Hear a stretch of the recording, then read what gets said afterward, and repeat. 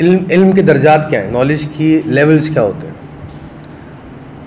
दूसरा एंगल हम ये डिस्कस करेंगे, नॉलेज बिहेव किस तरह करती है इर्रिस्पेक्टिव ऑफ ह्यूमन बीइंग्स।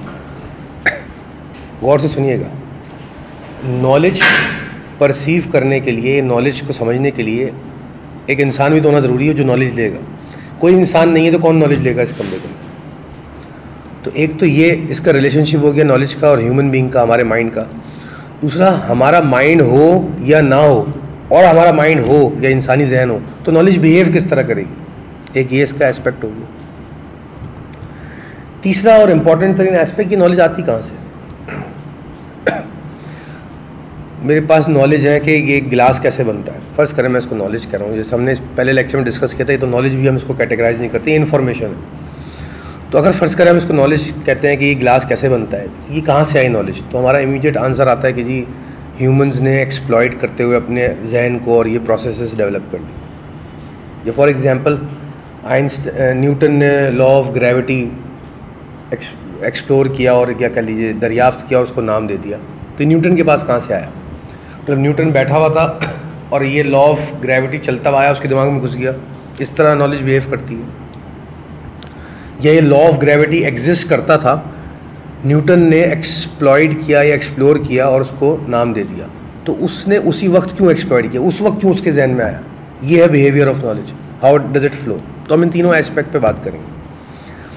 इसके अलावा जैसे हमने कैटेगराइजेशन बताई नॉलेज की कि ये 4 डायमेंशन में फ़्लो करती है, तो इसका जो डायमेंशनल फ़्लो है उसके कॉन्सिक्वेंसेस क्या, उसके कैरेक्टरिस्टिक्स क्या हैं, कॉन्सिक्वेंसेस क्या होते हैं, कहाँ वो डिस्टॉर्ट किस तरह होती है, ये सब इन एरियाज़ पे बात करेंगे।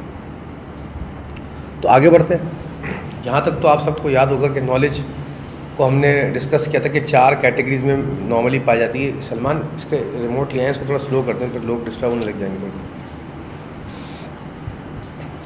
पहले तो ये एक दफ़ा रिकैप मैं कर दूँगा, वो क्लैरिटी में होना ज़रूरी है आप सबके लिए कि जो भी इंसान दुनिया में बसते हैं, मैंने पहले भी फरमाया कि उनके पास जो भी नॉलेज आई है वो 4 डोमेन से आ रही है अब तक। If you go back 7000 years ago या 8000, जब जो बिल्कुल ही प्री हिस्टोरिक एज है इंसान की, जब हमारे पास मेजर मज़ाहिब भी नहीं आए थे, साइंटिफिक डेवलपमेंट बिल्कुल नहीं हुई थी, मटेरियल नॉलेजेस हमारे पास इतनी नहीं थी, या उनका लेवल ऑफ एक्सप्लोरेशन इतना नहीं हाई नहीं था, तो फिर क्या इंसान के पास नॉलेज थी। तो इंसान ने जो स्टार्ट किया वो फ़िलासफ़ी से लिया था। पहले अगर आप you go back to the time of Plato and Aristotle and Socrates, तो उस वक्त इंसान के पास खुदा का तसव्वुर भी नहीं था। Human knowledge was so limited the humans could not even, they did not even have the थोड़ा सा तेज, उनके पास ये तसव्वुर भी नहीं था कि खुदा कोई चीज़ होती। क्यों तसव्वुर नहीं था? उनके पास ये तसव्वुर नहीं था कि क्या हम बनाए गए या हम एग्जिस्ट करते हैं। तो जब इंसान ने इन क्वेश्चंस पे सोचना शुरू किया, तो बेसिकली इंसान ने अपनी एग्जिस्टेंस की फ़िलासफ़ी की नॉलेज को एक्सप्लोर करना शुरू किया। तो शुरुआत हुई फ़िलासफ़ी से, फिर लेटर ऑन।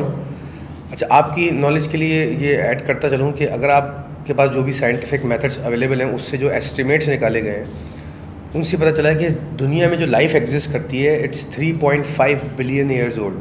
3.5 अरब साल से एस्टिमेट करते हैं साइंटिस्ट कि दुनिया में किसी भी फॉर्म की लाइफ एग्जिस्ट करती, चाहे वो एक बैक्टीरिया की शक्ल में रही हो या इंसान की शक्ल में। तो 3.5 अरब साल का तो हमारे पास ना डाटा है, ना हमारे पास कोई रिकॉर्ड है, और इतने सारे साल में तो कुछ है भी चीज़ वो भी रेज़ा हो जाती है। लेकिन जो हमें इमीडिएट हिस्ट्री मिलती है उसके मुताबिक 7000 साल के अंदर सारी डेवलपमेंट हुई है जो। तो अगर लाइफ स्पैन दुनिया के अंदर जो है वो 3.5 अरब साल से है, और जो लेटेस्ट डेवलपमेंट जो शऊर की हो रही है, नॉलेज की डेवलपमेंट हो रही है, वो पिछले 7000 साल में हो रही है, तो आप लोग अंदाज़ा लगा सकते हैं कि नॉलेज का हिस्टोरिकल फ़्लो किस तरह है।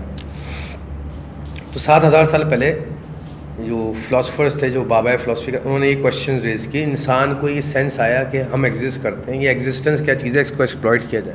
इस नॉलेज से उन्होंने स्टार्ट किया, और इन्हीं 7000 साल में पीछे फिर रिलीजन्स आपके पास आ। तो 4 कैटेगरीज हमने डिस्कस की थी कि जो कुछ भी हमें मिला है या तो रिलीजन से मिल रहा है। रिलीजन क्या है छोड़ दीजिए, अभी आपके आसमानी किताब है, आसमान से आया है, किस तरह आया आसमान से, वो भी हम एरिया डिस्कस करेंगे। लेकिन अगर हम कैटेगराइज करें, रिलीजन वो सारी नॉलेज है जो आपको कह लीजिए प्री डिफाइंड या प्री प्रिपेयर्ड आपको मिली है।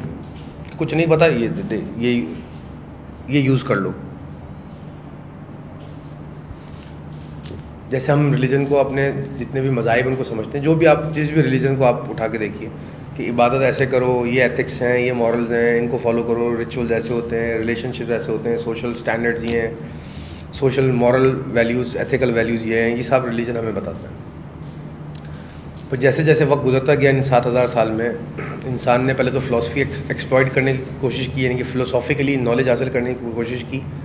अच्छा, क्या कोशिश कर रहा है इंसान? जो इल्म का जो बेसिकली इंसान जो एक्सट्रैक्ट कर रहा है इल्म, जहाँ से भी कर रहा है वो भी हम बाद में बात करेंगे, वो करने की कोशिश क्या कर रहा है?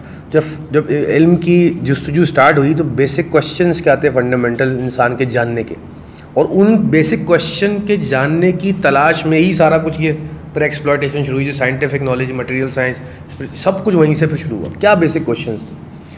वो हमेशा क्वेश्चन ये थे कि अपने आप को पहचानना है इंसान ने, मैं कौन हूँ, हम बहैसियत इंसान कौन है, कहाँ से आए हैं, कहाँ जा रहे हैं, कब से हैं, क्यों हैं, हमारे वजूद का मकसद क्या है, क्या हमें किसी ने बनाया है या हम खुद से हैं, क्या बनाए गए हैं तो कोई बनाने वाला है, वो बनाने वाला कैसा है। ये सारे फिलोसॉफिकल क्वेश्चन हैं और ये बेसिक फंडामेंटल क्वेश्चन जो इंसान ने सबसे पहले क्वेश्चन किया अपने आप से, ये आपस में, कि ये सब का आंसर्स किधर है, क्यों अपने आप को पहचानना।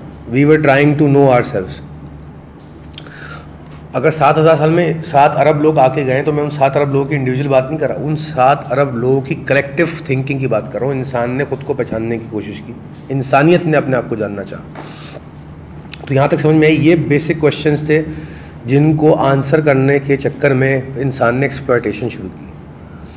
अच्छा, जब ये क्वेश्चंस किए तो पहले फ़िलोसॉफिकल आंसर्स कि हम कौन हैं, क्या हम हैं तो हम एग्जिस्ट करते हैं, एग्जिस्टेंस क्या है, कोई हम बनाए गए हैं, अगर बनाए गए हैं तो बनाने वाला कोई है, तो बनाने वाला कौन है।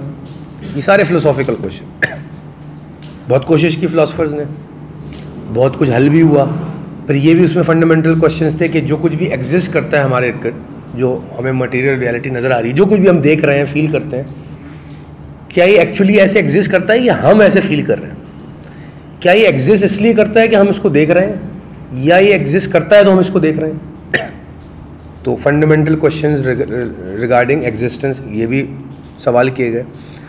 तो जब फ़िलासफ़ी से काफ़ी आंसर मिले, काफ़ी नहीं मिले, तो ये भी इंसानी फितरत है कि वो बोर होने लगा या सैचुरेट होने लगा। तो लोगों ने नए एस्पेक्ट से इसको एक्सप्लॉइट करने के लिए साइंस की तरफ आने लगे, मटेरियल साइंस की तरफ, कि जी जो कुछ हमें आंसर्स नहीं मिल रहे वो तो ठीक है, लेकिन जो कुछ नज़र आ रहा है उसको तो हम क्वेश्चन करें, क्या रियलिटी मैटर की। तो 16वीं सेंचुरी में ज़्यादा जो साइंटिफिक प्रमोशन हुई है, मटेरियल साइंस का जो शोर मचा है, या कह लीजिए मटेरियल साइंस की जो डेवलपमेंट शुरू हुई है सारी, वो 16वीं सेंचुरी से शुरू हुई। 16वीं सेंचुरी से पहले तक लोग ज़्यादातर फिलोसॉफिकल माइंडसेट रखते थे और चीज़ों को क्वेश्चन भी इस तरह करते थे। मैंने आपको पहले भी लेक्चर्स में बताया कि 1900 से पहले साइंटिस्ट टर्म कॉइन नहीं हुई थी। साइंटिस्ट किसको कहते थे? उससे पहले टर्म थी नेचुरल फिलोसफर्स। जो वो शख्स जो कुदरत के कवानीन या उसके फ़लसफ़े पे गौर करता था उसको नेचुरल फिलोसफर कहते थे। गौर से सुनिएगा, बड़ी कंफ्यूजिंग बात थी और बड़ी हंसने वाली भी बात है कि इंसान किस तरह बिहेव करता है। 19वीं सेंचुरी के अंदर जब मटेरियल साइंस डेवलप होना शुरू हुई तो उसके बाद ये टर्म कॉइन हुई साइंटिस्ट। तो ज़रा टेक्निकली गौर करें, अगर एक बंदा कोई मशीन या कोई डिवाइस बना रहा है तो वो कौन से लॉज को मोल्ड करके यूज़ करके बना रहा है? वो भी तो नेचर के लॉज हैं। फिजिक्स भी तो नेचर का लॉ है, टाइम एंड स्पेस भी तो नेचर का लॉ है, केमिस्ट्री भी तो नेचर की बनाई हुई है। जो केमिस्ट्री के सारे कवानीन हैं वो भी तो नेचर के लॉज में से हैं। Atom, electron, proton, quantum physics, quantum mechanics, ये सारे कवानीन जो ये भी तो कुदरत के ही बनाए हुए हैं। तो फड्डा प्रॉब्लम क्या हुई, जब डिवीजन ऑफ जैसे नॉलेज हुई 19वीं सेंचुरी के बाद, तो उन्होंने एक जनरे पूरा अलग कर दिया जिसको हम मटेरियल साइंस कहने लगे, और हमने फिलॉसफी को अलग कर दिया, रिलीजन को अलग कर दिया। Eventually they all were the same, ये एक ही फ्रेम का हिस्सा हैं सारी चीज़ें। तो उसी फ्रेम में से जो चीज़ें हमें फिजिकली नज़र आने लगी और उनकी जो नॉलेज को हम एक्सप्लॉइट करने लगे, हमने उसको मटेरियल साइंस कह दिया। और उसी फ्रेम के जो मॉरल और एथिकल लॉज थे जो इंसानों के सोशलाइजेशन में अप्लाई होने लगे, उसको हमने रिलीजन कहना शुरू कर दिया। इर्रिस्पेक्टिव, अभी हम इस डिबेट में नहीं जा रहे कि रिलीजन कहाँ से आया है, वो तो प्रॉफिट, वो सब अलग। मैं एक नॉलेज ये माइंड में रखिएगा, अच्छा बुरा मत कुछ समझिएगा ये इल्म अच्छा हो रहा है। हम सिर्फ ये डिस्कस कर रहे हैं आज बैठ के, नॉलेज है क्या, उसका पूरा डायमीटर क्या है। तो ये 19th सेंचुरी में टर्म कॉइन, साइंटिस्ट अलग हो गए, फिलोसफर अलग हो गए, रिलीजियस स्कॉलर्स अलग हो गए। तो पिछले 7000 साल में ये कोशिश हुई इंसान ने, जैसे जैसे जुस्तजू की, जैसे जैसे वो क्यूरियस होता गया कि I want to know about my self, अपनी एग्जिस्टेंस को जानना चाहता हूँ, तो उसने ये सारे एरियाज़ एक्सप्लॉइट करना शुरू किया। 200 साल, 400 साल या चंद हज़ार साल फिलॉसफी एक्सप्लॉइट की, उसी के दौरान रिलीजन भी आता रहा। फिर चंद 100 साल, चंद हज़ार साल जो है वो मटेरियल साइंस को एक्सप्लॉइट करने लगा। पैरेलल टू इट जो लोग शुरू से बिलीवर थे स्पिरिचुअलिटी के या अनसीन रियल्म्स के, वो उनको भी एक्सप्लॉइट करते रहे।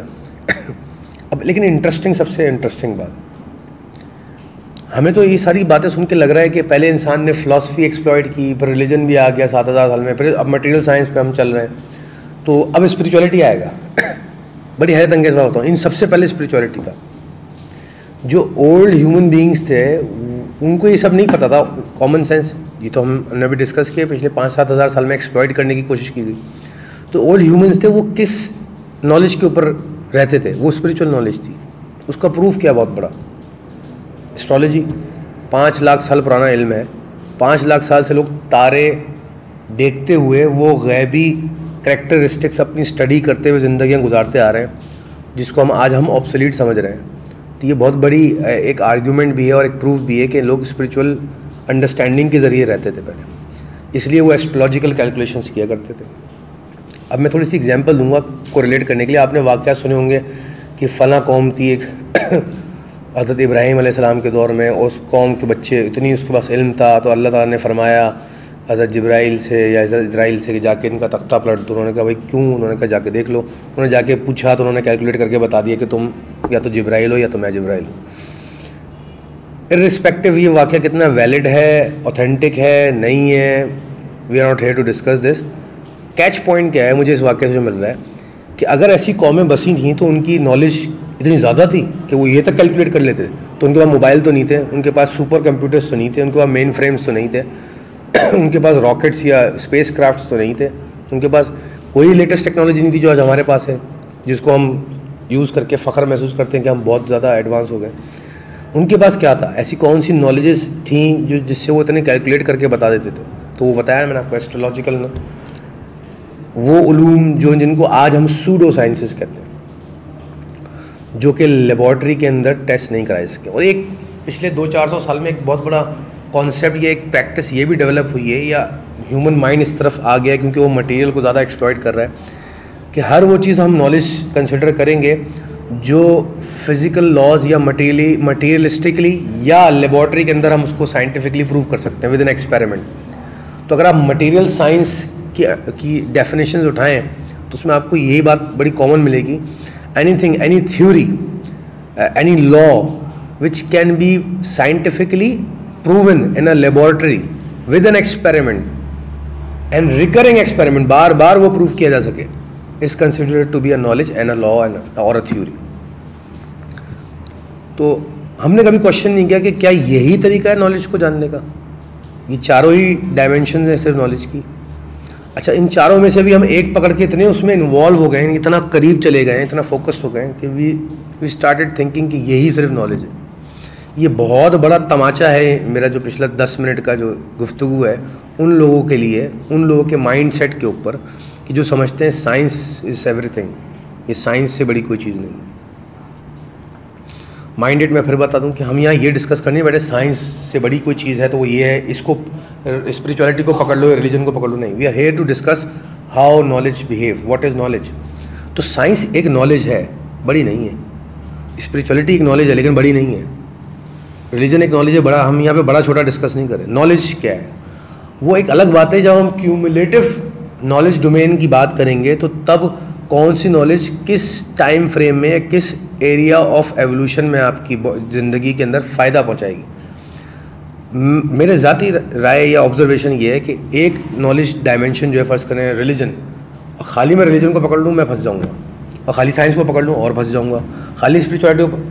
जब ये सारी नॉलेजेस हैं तो ये क्यूमुलेटिव बात होगी, फिर ये सारे मिल के कोई फ़ायदा देंगे। तो कोई अच्छी बुरी इसमें नहीं है। हर नॉलेज अपने एरिया, अपने टाइम फ्रेम, अपने एवोल्यूशनरी ट्रैक में जहाँ जहाँ रिक्वायर्ड है वो इम्पॉर्टेंट है। यहाँ तक बात क्लियर हुई। आगे बढ़ते हैं। तो इस सारी गुफ्तगू से ये तो आइडिया हो गया होगा कि ह्यूमन माइंड में नॉलेज का फ्लो किस तरह होता है।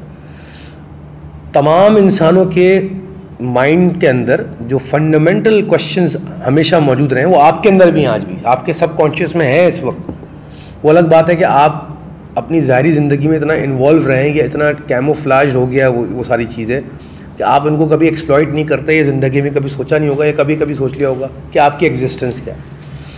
हमेशा हर इंसान की जो फंडामेंटल क्यूरियोसिटी है वो यही है कि मेरी एग्जिस्टेंस क्या है, मैं खुद को पहचानूँ।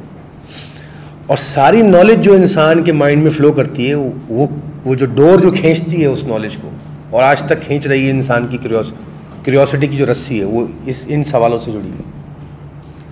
अब वो किस मुख्तलिफ तरीके से डिस्प्ले करती है। कोई इन रियलिटी इसको साइंस में ढूंढ रहा है, कोई रिलीजन में ढूंढ रहा है, कोई स्पिरिचुअलिटी में ढूंढ रहा है, कोई फ़िलासफ़ी के ज़रिए ढूंढ रहा है। मिलेगी किसी को नहीं, अभी तक मिली भी नहीं, होती तो फिर हम आंसर मिल चुके होते हैं हमें इन चीज़ों को। तो एक तो ये फ़्लो है नॉलेज का। क्या फ़्लो? जब knowledge towards human mind flow करती है तो ये उसकी स्ट्रिंग है जो उसको पुल करती है। यहाँ तक तो बात समझ में आ गई। अब ये जब नॉलेज फ़्लो करती है तो बीच में कोई डिस्टॉर्शन भी होती होगी, फ़्लो का रेट भी होता होगा, फ़्लो प्रोसीजर भी होता होगा, मेल्स और फीमेल्स में क्या सिमिलर, बहुत सारे फैक्टर्स आ जाते हैं, बहुत सारे फैक्टर्स हैं। और वही फैक्टर्स हैं सारे जिनकी वेरिएशंस आपको हर अलग अलग इंसान की शक्ल में नजर आती है। अगर मैं इनसे थोड़ी देर गुफ्तगू करूँगा, इनका माइंडसेट अलग रिफ्लेक्ट हो रहा होगा आपका अलग टुवर्ड्स दिस इंटायर प्रोसेस के how you take things about your existence. फ़र्ज़ करेंगे साइंस से चीज़ों को इन्हीं क्वेश्चंस को एक्सप्लॉइट करना चाह रहे हैं, और मैं अगर इनसे गुफ्तगू करूँगा तो मुझे समझ में आएगा थोड़ी देर बाद कि इनका माइंड जो है जब नॉलेज को पुल करता है अपनी क्यूरियोसिटी के ज़रिए to find out the fundamental questions regarding his existence, तो क्योंकि सिर्फ साइंटिफिकली फ़्लो कर रहा है तो जहाँ जहाँ जो रियलिटीज़ इन क्वेश्चंस की रिलीजन से टैप हो सकती हैं वहाँ मिसिंग होंगी इनके पास नॉलेज। वहाँ ये ब्लैंक नज़र आएंगे मुझे, वहाँ या तो इरिटेटेड नज़र आएंगे या गुस्से में नज़र आएंगे या फ़िलासफ़ी में ये वीक नज़र आएंगे। फ़र्ज़ करें ये सारी इन रियलिटीज़ को एक्सप्लॉइट करते हैं रिलीजन से, तो जहाँ जहाँ रिलीजियस रियलिटीज़ होंगी ये मुझे सुकून से नज़र आएंगे, लेकिन जहाँ जहाँ साइंटिफिक रियलिटीज़ होंगी ये डिनाइल में होंगे या इरिटेटेड नज़र आएंगे, जिसको मैं डिस्ट्रैक्शन या डिस्टॉर्शन कह रहा हूँ उस वक्त। सुकून में कौन होगा? जो चारों एरियाज़ ऑफ रियलिटी को एक्सप्लॉइट कर चुका है। यहाँ मैं ब्रेक लगा के गुमराही दूर करता हूँ कि हैविंग सेड दिस, अब जब मैंने ये बोला तो आपके जहनों में ये ख्याल आ रहा होगा, अच्छा यानी कि अब सारी साइंस पढ़नी पड़ेगी, सारे रिलीजन पढ़ने पड़ेंगे, सारी फ़िलासफ़ी पढ़नी पड़ेगी, सारी स्पिरिचुअलिटी। नहीं, ऐसा नहीं है। यहाँ पे इस चारों डोमेन को एक्सप्लॉइट करने से मुराद ये है कि आप इन चारों की रियलिटीज़ तक इस तरह पहुँचे कि इन चारों का बिहेवियरल पैटर्न आपको समझ में आ गया। इसको कहते हैं हम तमाम उलूम पे दस्तरस हासिल कर ली। अगर मैं लॉजिकल प्लेटफॉर्म पे इस बात को सोचूंगा और लिटरली मैं दुनिया के तमाम उलूम पढ़ने जाऊँगा तो मुझे 2000 ज़िंदगियाँ भी चाहिए ये सारा नॉलेज ख़त्म करने के लिए। कॉमन सेंस, कितनी किताबें लिखी गई होंगी दुनिया में हर सब्जेक्ट को मिला के, फिजिक्स पे कितनी लिखी गई होंगी, केमिस्ट्री पे कितनी लिखी गई होंगी, हिस्ट्री पे कितनी लिखी गई होंगी, बिहेवियरिज्म पे, सोशलिज्म पे, फ़िलासफ़ी पे, कितने हमने नॉलेज ब्रांचेस निकाल ली, हर ब्रांच पे कितनी, मैं सारी पढ़ूंगा अब।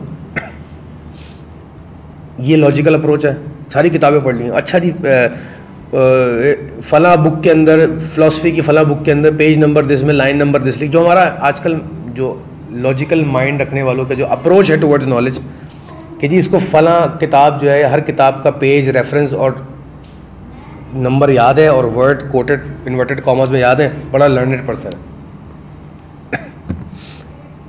फ़िलासफ़ी ओवरऑल बिहेव किस तरह करती है, अगर मुझे ये समझ में आ गया तो कोई भी दुनिया की फ़िलासफ़ी आप मेरे सामने रखेंगे तो मैं उसका एसेंस पकड़ लूँगा, उसको समझ जाऊँगा ये what this exact philosophy is trying two point out. अगर मैं रिलीजन के बिहेवियर को समझ जाऊँगा, रिलीजन की रियलिटी को समझ जाऊँगा, तो दुनिया के तमाम रिलीजन्स क्या क्या मैसेज देते रहे टाइम फ्रेम के अंदर और किस तरह उनको इंटरप्रेट किया जाए, उनकी रियलिटीज़ क्या है, वो मैं सब समझने लग जाऊँगा। तो आप मुझे किसी भी रिलीजन का कोई भी पॉइंट बताएंगे तो मैं उस पॉइंट को कनेक्ट कर सकूँगा उस पूरे रिलीजियस प्लेटफॉर्म पे कि ये पॉइंट कहाँ डायरेक्ट कर रहा है। इसको कहते हैं तमाम उलूम पे दस्तरस हासिल करना। तो एक ये गुमराही दूर रखिए, आपको दुनिया की सारी किताबें नहीं पढ़नी पड़ती अगर आप बा इल्म या कामिल इल्म वाले इंसान हो जाएं, आप लिटरली उन उलूम का बिहेवियर समझने लग जाते हैं और ये बहुत छोटी चीज़ हो जाती है फिर आपके लिए। आपका फ्रेमवर्क जो और उससे भी बहुत बड़ा लेवल है वो भी हम भी डिस्कस करेंगे। तो यहाँ तक तो क्लियर हो गया कि जब नॉलेज फ्लो करती है टुवर्ड्स आवर लॉजिकल माइंड तो वो बिहेव किस तरह कर रही है, 4 डायमेंशन में कर रही है, उसमें डिस्टॉर्शन है, डिस्ट्रैक्शन है, कंपैरेटिव एनालिसिस है कि मैं अगर एक डायमेंशन को पकड़ के बैठा हूँ तो दूसरी डायमेंशन में मुझे प्रॉब्लम हो रही है, 2 डायमेंशन को पकड़ के बैठा हूँ बाकी 2 डायमेंशन। मिसाल के तौर पर मैं एक एग्जांपल छोटा सा दे देता हूँ आपको। मोबाइल ये साइंटिफिक नॉलेज की प्लेटफॉर्म पे बना हुआ एक डिवाइस है मटेरियल साइंस में, जिसमें केमिस्ट्री, फिज़िक्स और सारे साइंटिफिक लॉज यूज़ हुए हैं। एक डिवाइस है मोबाइल। मैं साइंस को सब समझता हूँ तो मेरा माइंड क्या कहेगा, वो क्या ज़बरदस्त इजाज़त की है साइंस ने, देखो मोबाइल कितनी ज़बरदस्त चीज़ है, यहाँ बैठ के मैं अमेरिका में बात कर सकता हूँ। सही है, क्या रिलीजन तुम्हें ये सिखाता है कि यहाँ बैठ के अमेरिका में कैसे बात कर सकते हो? कर सकते हो रिलीजन के ज़रिए यहाँ से बैठ के अमेरिका में बात? आप क्या जवाब देंगे? नहीं भाई, रिलीजन में कोई ऐसी डिवाइस नहीं है, कोई ऐसा प्रोसीजर नहीं बताएगा कि यहाँ बैठ के अमेरिका बात कर लो। रिलीजन क्या सिखाता है? जिससे भी अमेरिका में बात करो उससे बात कैसे करनी है, किस अदब से करनी है। रिलीजन अदब सिखाता है, मॉरलिटी सिखाता है। तो अगर मैं एक फील्ड को पकड़ के बैठूंगा तो दूसरे में मुझे क्या प्रॉब्लम हो रही होगी? अगर मैं सिर्फ एक ही माइंडसेट से सोच रहा हूँ, साइंस ग्रेट है तो रिलीजन क्या मेरा जहन नहीं जा रहा, क्या डिस्टॉर्शन हो रही है कि मैं ये कैच ही नहीं कर पा रहा कि रिलीजन का काम ही नहीं है डिवाइस बनाना। अच्छा, अब मैं मुल्ला बन जाता हूँ या रिलीजियस माइंडसेट बन जाता हूँ। रिलीजन सिखाता है कैसे बात करनी है, रिलीजन सिखाता है कैसे, भाई बिल्कुल रिलीजन से सीख लिया मैंने कैसे बात करनी है, लेकिन करूं कैसे? मेरे पास तो कोई टेक्नोलॉजी नहीं इतनी दूर बात करने की। अब आप साइंस की अहमियत को डिनाई कर रहे हैं। अच्छा, कब आप इन दोनों लड़ाइयों से निकल जाएंगे? जब आप इन दोनों के साथ फिलॉसफी भी पढ़ लेंगे। आपको समझ में आ जाएगा ये रिलीजन है, ये साइंस है, दोनों के टकराव ही नहीं है। आइंस्टाइन ने एक बात कही, बड़ी तमीज़ की। उसने कहा रियलिटी के बहुत सारे पर्दे उड़ जाते हैं जब रिलीजन और साइंस जिस पॉइंट पे आके ऐसे कनेक्ट होते हैं। तो उसने क्या कहा, science without religion is lame and religion without science is blind. ये आइंस्टाइन के वर्ड्स हैं, एग्जैक्ट कोटेड।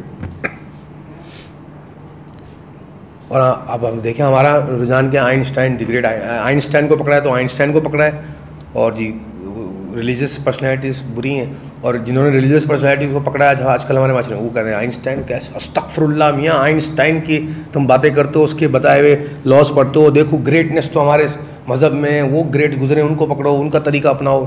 ये हमारे माशरे में चल रहा है। दूसरा एस्पेक्ट, जब ये नॉलेज फ्लो करती है तो ये आ कहाँ से रही है?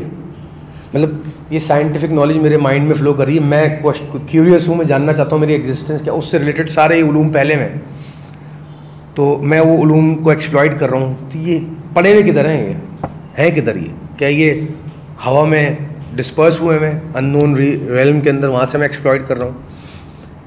क्या ये कहीं पेड़ पे लगे वहाँ से तोड़ के लाते हैं हम ये इल्म? अच्छा, एक थ्योरी ये दी जाती है कि ये सारा इल्म इंसान के अंदर है, उसकी रूह के अंदर है, वो एक्सप्लॉइट करता है इसको। बहुत पुरानी थ्योरी, एक बड़ी जेनरिक थ्योरी है कि अल्लाह ने, ये बनाने वाले ने तमाम नॉलेजेस आपके अंदर डाल के भेजी हैं। It's just a matter of exploitation. इसको हम कहते हैं कायनात आपके अंदर है, everything lies with in you. बात सही किसी हद तक। तो क्या मैं इसकी मीनिंग ये लूँ कि लिटरली मेरे अंदर है? मतलब अगर मेरा आप सी सेक्शन करेंगे और अंदर से अब हार्ट और लंग्स निकालेंगे, उसके अंदर क्या बाइनरी बिट्स रखे होंगे, हार्ड ड्राइव लगी होगी अंदर, उसको मैंने कभी खोला नहीं है। तो ये बात तो समझ में आ गई, फिजिकली तो नॉलेज अंदर नहीं है, तो फिर किस तरह है? माइंड में बसी बैठी है। जैसे जैसे आप वक्त गुजारते जाते हो, जब बच्चा एक छोटा सा नौमौलूद बच्चा होता है, उसके अंदर वो नॉलेज होती है, वो बड़ा होता जाता है, एक्सप्लॉइट करता जाता है। नहीं, इसका मतलब कोई और फील्ड या डोमेन है जिसको हमें समझना पड़ेगा, जहाँ से हम नॉलेज एक्सप्लॉइट करते हैं विद इन, तो हमें ये नॉलेजेस समझ में आती जाती हैं, और हमारा दुनियावी लॉजिकल माइंड उसको लॉजिकल फ्रेमवर्क में इंटरप्रेट करके हमें सब्जेक्ट मैटर की शक्ल में बताता है। तो ये फील्ड कौन सी है? इसको स्पिरिचुअलिटी के बगैर समझ नहीं सकते आप। ये फ़िलासफ़ी है, ये जो रियलिटी है, ये स्पिरिचुअल अंडरस्टैंडिंग के बगैर नहीं समझ में आएगी। क्यों समझ में नहीं आएगी? क्योंकि ये तो मैंने समझा दिया कि फिज़िकली तो नॉलेज है नहीं मेरे अंदर, कोई हार्ड ड्राइव भी नहीं लगी हुई, काट पीट के भी देख लिया, अंदर कुछ नहीं निकला, सिर्फ खून और खराबा निकला। तो फिर ये अंदर कौन सी, ये मेटाफिजिकल बात हो रही है। आप जब अपनी इनर बीइंग को एक्सप्लॉइट करने लगेंगे, एक्सप्लोर करने लगेंगे, रियलाइज करने लगेंगे, जिसको हम स्पिरिचुअल अंडरस्टैंडिंग कह रहे हैं, तब आपको ये सारी फिलॉसफीज, ये सारी रियलिटी समझ में आने लग जाएंगी, या आपका नॉलेज बेस एक्सप्लॉइट होने लग जाएगा, जिसको हम कहते हैं।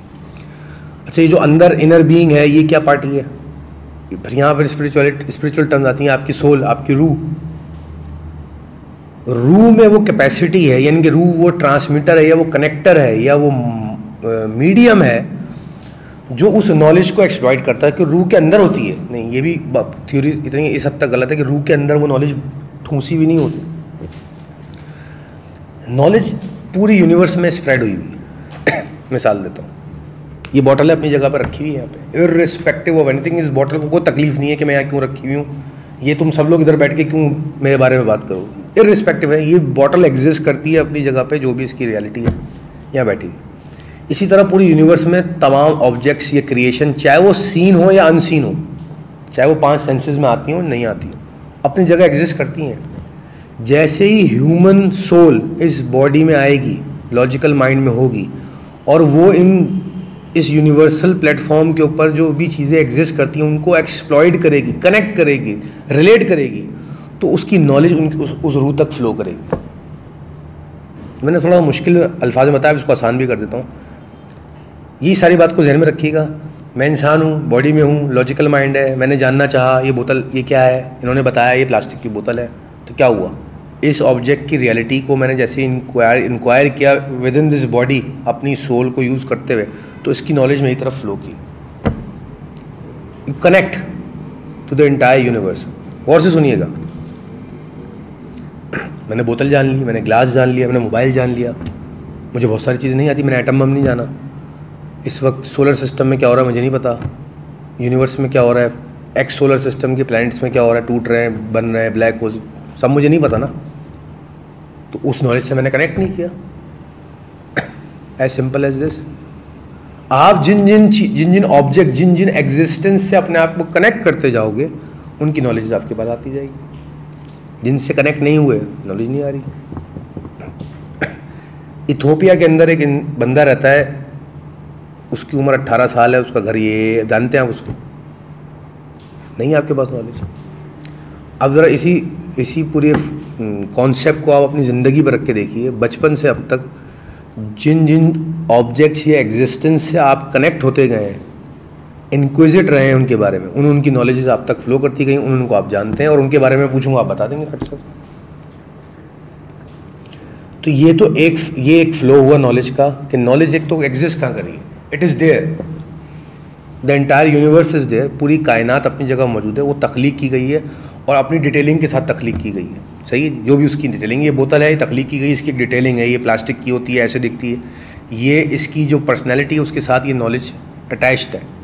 ऐसा नहीं हो सकता कि ये बोतल अलग है और ये नॉलेज अलग है। जिस दिन ये बोतल फर्स्ट टाइम एग्जिस्ट हुई तो उसकी नॉलेज भी साथ ओरिजिनेट कर गई। ये बोतल एग्जिस्ट नहीं हुई थी और लेकिन उसकी नॉलेज थी, ऐसा नहीं हो सकता। इंसानों के साथ कम से कम ऐसा नहीं होता। तो अब दूसरा सवाल, ये जो फर्स्ट टाइम यूनिवर्स में पूरी नॉलेज आई, ये कौन लाया? अब फिर रिलीजन इंटर हुआ, फिर स्पिरिचुअलिटी, ये सवाल के जवाब वहीं से मिलेंगे। एक क्रिएटर है जिसको हम रिलीजियसली बहुत सारे नामों से जान रहे हैं, पुकार रहे हैं, जानने की कोशिश कर रहे हैं, वही कनेक्ट करने की कोशिश कर रहे हैं, ट्राइंग टू नो। वो जो भी क्रिएटर है हम उसको नहीं समझ पा रहे। जितना कुछ भी समझते हैं, मैं भी, आप भी, सब थोड़ा थोड़ा, उतनी समझ के अंडरस्टैंडिंग में मैं आपको ये बता सकता हूँ कि जितनी भी ये सारी नॉलेज है ना यूनिवर्स में जो स्प्रेड हुई हुई, ये उसके ख्याल में थी। मैं उसको ख्याल ही कह सकता हूँ, मेरे पास और कोई वर्ड नहीं। आई डोंट इवन नो कि उसका ख्याल है या नहीं, बिकॉज नोबडी नोज। तो जो हमारी लॉजिकल अंडरस्टैंडिंग में जो वर्ड मिलते हैं, जो आप कॉम्प्रिहेंड कर सकते हो और मैं बता सकता हूँ, उन टर्म्स के अंदर रहते हुए मैं बता रहा हूँ। प्लीज़ इससे गुमराह मत हो जाइए कल को कि सर ने कह दिया कि जी अल्लाह का ख्याल है तो अल्लाह ख्याल रखता है क्या। मेरे पास और कोई वर्ड नहीं है। तो उसका ख्याल का हिस्सा है हमारा सारा इल्म जो था, जो उसकी नॉलेज में थे हम, और जैसा जैसा हम उसके ख्याल में थे वैसा वैसा हम फिजिकली डिस्प्ले हो रहे हैं। ये है नॉलेज की सोर्स।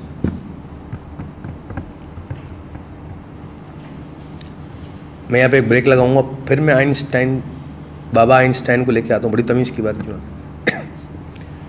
कहते हैं humans are driven by curiosity. जो सारा मैंने अभी कुछ बोला अब तक, वो सारा कुछ सम अप हो रहा है। Humans are driven by curiosity. Do you agree और डिसएग्री? इंसान को क्यूरियोसिटी ड्राइव करती है, हर चीज़ की क्यूरियोसिटी के अंदर ही जा रहा है ना आगे। Humans are driven by curiosity and curiosity is driven by knowledge. Curiosity नहीं है तो नॉलेज नहीं आएगी। Humans are driven by curiosity and curiosity is driven by knowledge and knowledge is driven by source.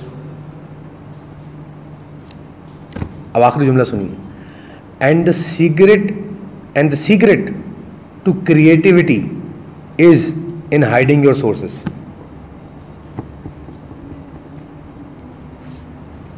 Curious हो तो knowledge कहाँ से आई? Source, जो मैंने अभी बताया आपको। और सोर्स क्रिएट करती है, और क्रिएटिविटी का सीक्रेट क्या है? सोर्स छुपा के रखें। अगर आप वो सारी नॉलेजेस जानना चाहते हैं तो you have to connect to the source. उनकी सोर्स छुपी हुई है तो क्रिएटिविटी के राज पता नहीं चलेंगे। क्या मिल जाएगा? क्यूरियोसिटी और नॉलेज। तो यही तो सारा गेम चल रहा है। नॉलेज है, हम क्यूरियस हैं, क्रिएटिविटी नज़र आ रही है लेकिन पकड़ में नहीं आ रही। क्यों? अल्लाह गायब, सोर्स नहीं समझ में। उसको समझ में आ गई थी इतनी बात। इसको एक और उसने बात बोली, जब उस पर बहुत इल्ज़ाम लगाए गए कि जी तुम ये रिलीजियस आदमी नहीं है, ये तो एथिस्ट हो गया है, पहले जीव था फिर छोड़ दिया फिर एथिस्ट हो गया। बड़े उस पर इल्ज़ाम पर चुप बैठा था। जवान का बच्चा रोज़ खरबूजा खाता रहता था, वो बाल बनाता नहीं था, पियानो बजाता रहता था। तो जब उसको बहुत ही पंगा लिया गया, उसने एक स्टेटमेंट दिया बड़ा अच्छा, जो मैं पहले भी अर्ज कर चुका हूँ। उसने कहा कि जितनी भी क्रिएटिविटी है, जितनी भी नॉलेज है, जितनी भी रियल टाइम नॉलेज है एक्सप्लॉइट जो होती है, ये सारी जिसको हम रिलीजन कह रहे हैं, साइंस कह रहे हैं, सारी जो आर्टिस्टिक डिज़ाइंस हैं, क्रिएटिव डिज़ाइंस हैं, जितनी भी न्यू नॉलेजेस आ रही हैं, ये सारी आती हैं एक सोर्स से, अननोन सोर्स से। और वो सोर्स इतनी ग्रेट है कि उसका कोई मैच नहीं है। और वही सोर्स जो है वो ट्रू एसेंस है रियलिटी का। वहीं से सारे रिलीजन भी आ रहे हैं। और अगर आप लोग उस सोर्स को रिलीजन कहते हो तो मुझसे ज़्यादा रिलीजियस आदमी दुनिया में नहीं है, मैं उसको मानने वाला हूँ। ये जो सवाब इल्ज़ाम लगा वही गैब या जिसको हम कह लें गॉड, ये उस तरह नहीं बोलता था। वो कन्वेंशनल थिंकिंग में नहीं होता था कि जी आप गॉड, जैसे हम लोग एक हमारा रिलीजियस कन्वेंशनल थिंकिंग होती है और एक अलग लेवल का थिंकिंग। तो ये तो उसको भी समझ में आया, उसने बात। अभी तक हमने यही डिस्कस किया कि जब नॉलेज जहाँ से भी आ रही है, वो जब इंसान के माइंड पे आ रही है, हमारी तरफ आ रही है, हम उसको क्यों नॉलेज कह रहे हैं? क्या बेसिक उसके पीछे अंडरलाइंग कॉन्सेप्ट्स हैं? हम क्या जानना चाहते हैं? और जब हम उसको जानना चाहते हैं, वो जो नॉलेज हमारी तरफ आती है तो वो बिहेव किस तरह करती है? आते वक्त डिस्टॉर्शंस क्या होती हैं? ह्यूमन माइंड पे जब आती है तो हम उसको किस तरह इंटरप्रेट करते हैं? मैंने बताया 4 कैटेगरीज के अंदर सम अप करते हैं। और जो अच्छा कहाँ से आ रही है, ये भी मैंने आपको बताया। यूनिवर्स में है। यूनिवर्स में कहाँ से आई है? सोर्स से आई है, जिसको हमने कहा कि अल्लाह के ख्याल में थे हम। और जैसे सोर्स के ख्याल में थी है, जैसे सोर्स के पास थी, वैसे वैसे डिस्प्ले हो रही है। और हम उसको अपने माइंड ट्रांसमीटर से, लॉजिकल ट्रांसमीटर से 5 सेंसेस में इंटरप्रेट कर रहे हैं। और एक्सप्लोर कहाँ से कर रहे हैं? विद इन सोल के ज़रिए। ये हमारा एक प्लेटफॉर्म बन गया। अब हम इसी दूसरा जो हमने पॉइंट डिस्कस किया था, अब इसी नॉलेज को हम एक्सप्लॉइट करते हैं दर्जा बदर्जा। क्या होता है इंसान के साथ? ये सारी बातें जहन में रखिएगा। सब लोग ज़िंदगी में गुजार रहे हैं अपने वक्त, अपने मामलात लेके चल रहे हैं, जो आपके सोशल रिलेशनशिप्स हैं वो सब लेके चल रहे हैं। लेकिन बहैसियत human being, as an individual human being, as an personality, आपका अपना लेवल ऑफ क्यूरियोसिटी एक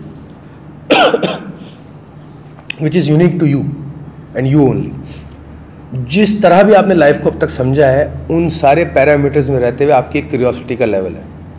और वही क्यूरियोसिटी का लेवल डिसाइड करता है कि आपका इल्म का दर्जा क्या होगा। गौर सुनिएगा, it's directly correlated, highly correlated. The more curious you are, the higher levels of knowledge will unlock to you. The less curious you are, the lesser level of knowledge will be unlock to you. तो आपकी जो भी frame of mind है, जो भी आपकी understanding है ज़िंदगी के बारे में, अब तक जो कुछ भी आपने वक्त गुजारा है, उस सारे मामलात को लेते हुए आपका एक क्यूरियोसिटी का लेवल है। जैसे जैसे आप क्यूरियोसिटी का लेवल बढ़ाते जाओगे, वैसे वैसे नॉलेज या इल्म के दर्जात पे बुलंदी पाते जाओगे। तो उसकी क्या सीढ़ियाँ होंगी, प्रोसेस क्या होगा? फर्स्ट करें, he is very curious to know about everything in science. And he believes कि साइंस इज़ द सोल्यूशन, और मैं इमॉर्टैलिटी भी साइंस से हासिल कर सकता हूँ, दुनिया की हर क्वेश्चन का आंसर साइंस है, मैं ह्यूमन बॉडी बना सकता हूँ, क्लोनिंग कर सकता हूँ, सोल बना सकता हूँ, this is what he believe. First करें। एंड ऑन द कॉन्ट्ररी ये समझते हैं कि इन सारे क्वेश्चन या इनकी क्यूरियोसिटी कहती है कि सारे आंसर रिलीजन के अंदर है। मुझे आखिरत में जाना है, मुझे फला पानी है, जन्नत चाहिए, बेहतरीन ज़िंदगी रिलीजन के ज़रिए गुजार सकते हैं, रिलीजन ने सारी टीचिंग दी है, साइंस तो गुमराह करती है। ये इनका माइंड सेट है कि मियाँ साइंस और रिलीजन में तो हमेशा पढ़ा रहा है, फ़लसफ़ा समझो, असल हक़ाइक़ फ़लसफ़े में, जिसने ये फ़लसफ़े के पीछे पड़ गई हैं, ये स्पिरिचुअलिटी के पीछे पड़ गए हैं, फ़र्ज़ करें कि नहीं, ये तो मैंने देखा है पूरी 1500 साल से तीनों सब्जेक्ट मैटर्स फेल होते हुए आ रहे हैं, गंदे हो रहे हैं, किसी को रियलिटी नहीं मिल रही इससे।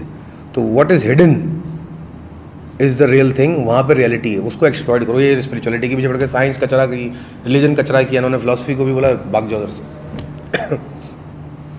फ़र्ज़ करें ये आई, उन्होंने कहा नहीं आई एम, इनको लगा या कह लीजिए she is too curious than all other 4 people, too sensible. उन्होंने कहा नहीं, कोई भी चीज़ गलत नहीं, सभी चीज़ नॉलेज, कोई ना कोई नॉलेज सबको पढ़ूंगी मैं।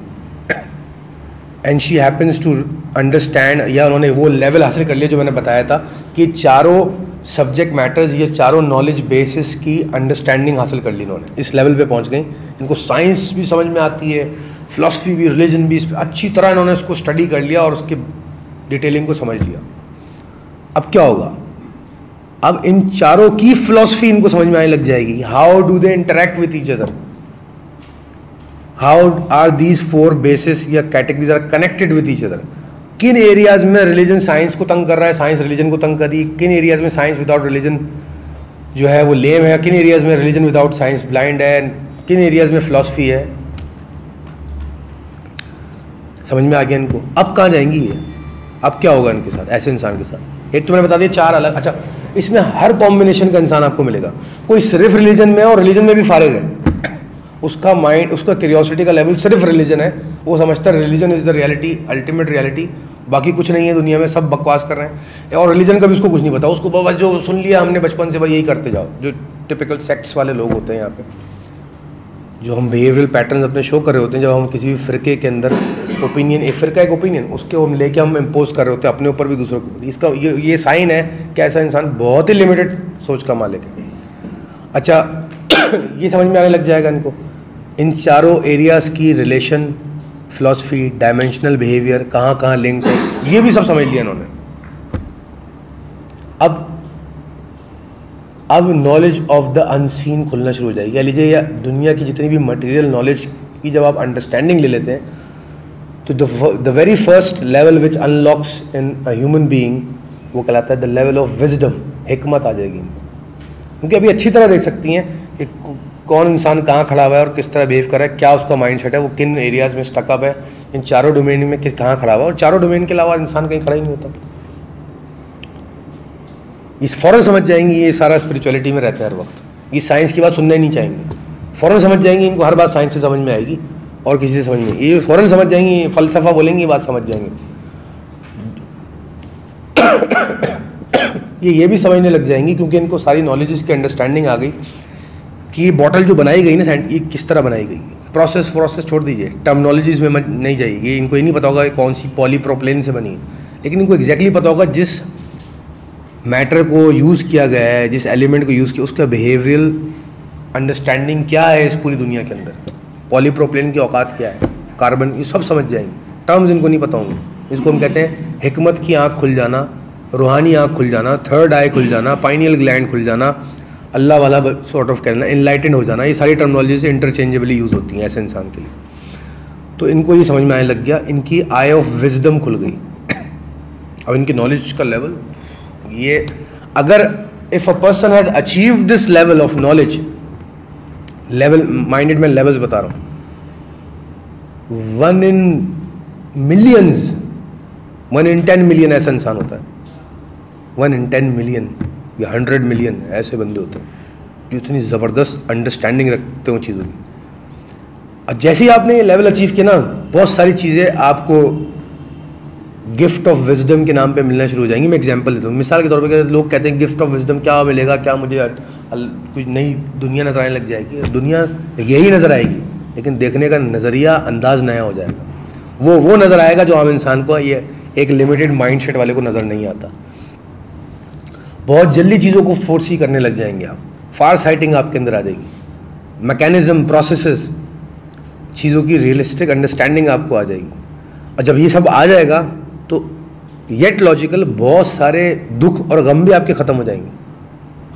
वंस यू नो थिंग्स तो you don't get emotional over them. आपको पता है तो ऐसा होना, मतलब इस बोतल में इतना पानी रह गया, मैं पानी गिलास में बाकी निकाल दूं और मैं रोने लग जाऊं, भाई पानी क्यों ख़त्म हो गया। और देखा कभी इसको किसी को ऐसा करते हुए? क्यों? एविडेंट होता है ना, ये पानी खत्म हो गया, बस ठीक है, ये बोतल में ख़त्म हो गया, दूसरी बोतल आ जाएगी, भर लूँगा दोबारा। रोते क्यों नहीं? पानी खत्म हो गया, बहुत रोना आ रहा है मुझे। ये एविडेंट चीज़ है, बिकॉज ये इतना छोटा लेवल ऑफ अंडरस्टैंडिंग है जो हर इंसान को मेंटल लेवल के ऊपर समझ में आती है बात, इसलिए वो इमोशनल नहीं होता। अब इमेजिन करें ऐसा इंसान जो इतने सारे नॉलेज, अंडरस्टैंडिंग ले चुका है और लेवल ऑफ विजडम पे आ चुका है, तो उसको बहुत कुछ वो सब समझ में आ रहा होगा जो आम इंसान को समझ में नहीं आ रहा, वो फोर्स ही कर रहा होगा। इसलिए वो इमोशनल और डिज़ायर्स के प्लेटफॉर्म से फारिग हो चुका होगा। ऐसा क्या वो ऐसा शख्स सफाक हो चुका होगा, जैसे चंगेज़ खान वगैरह थे, मारेगा लोगों को, मर रहे हैं उसके सामने, उसको फिक्र नहीं हो, नहीं, ना वो सफाक होगा ना वो फारिग होगा। वो that person, such a person has a higher understanding of all these things compare to other people, इसलिए उसको तंग नहीं कर रही। उसको रियलिटी पता है, उसको पता है एक दिन कि सबने मर जाना है, तो ठीक है भाई, उसका भाई मर जाएगा, वो रोएगा, थोड़ी गम होगा, फिक्र होगा, उसको थोड़ा सा फीलिंग आएगी, लेकिन वो उसको लेकर तारी नहीं कर लेगा अपने ऊपर, क्योंकि उसकी अंडरस्टैंडिंग का level philosophy, science, religion, spirituality से बहुत ऊपर जा चुका है, जिसको हम कहते हैं विजडम। अच्छा, गेम यहाँ ख़त्म नहीं हुआ, गेम तो अभी शुरू हुआ है।